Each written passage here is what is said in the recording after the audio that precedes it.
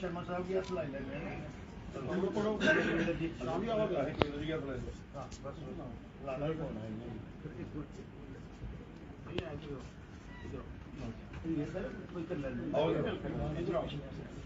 पिछले ला दे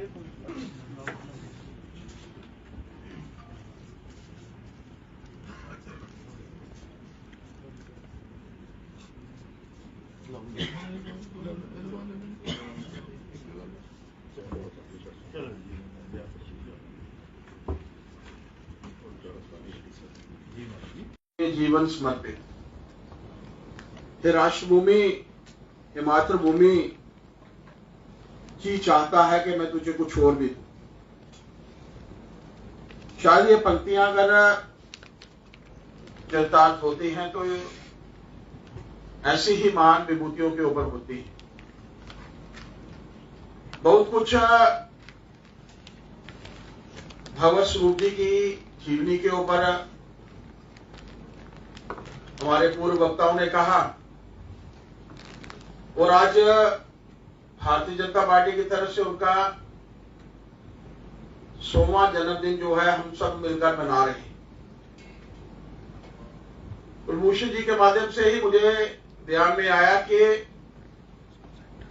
माननीय नरेश जी के समय में इनका 60वां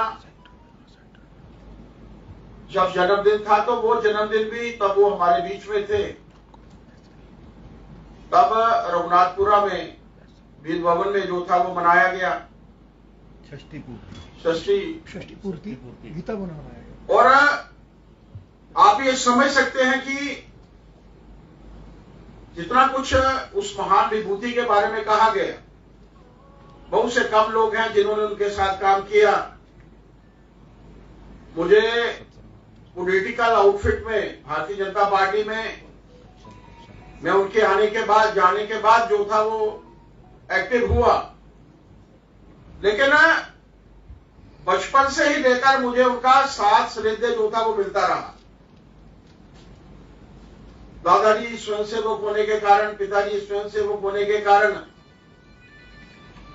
RS पुरा में और हमारे गांव में पर्टिकुलरली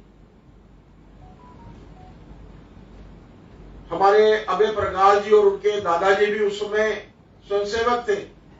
और वहां पर कभी न कभी इनका आना जो था वो माननीय सत जी के साथ, हमारे फूफा जी होते थे हंसराज जी, उनके साथ इनका आना जो था वो लगातार रहता था। और उसके बाद जब हम लोग गांव से शहर शिफ्ट हुए तो यहां पर भी उनका लगातार से मिलना जुलना होता था।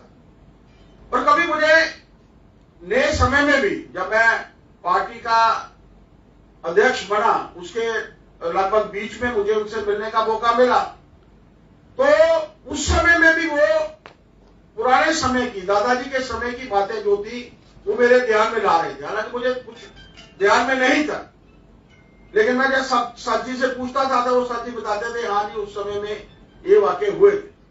आप समझ सकते हैं कि इन महान विभूतियों ने कितना समय, कितना कुछ जो है हम सबके लिए समर्पित किया, पूरा जीवन। और अगर उनका मन था कि जम्मू कश्मीर में रहने का, तो कारण ये था कि जवानी से लेकर पूरा समय 1948 में यहां पर आना और लगभग 2000 में यहां से जाना, उसके बाद यहां से जाना, उसके बाद भी उनका प्रवास है।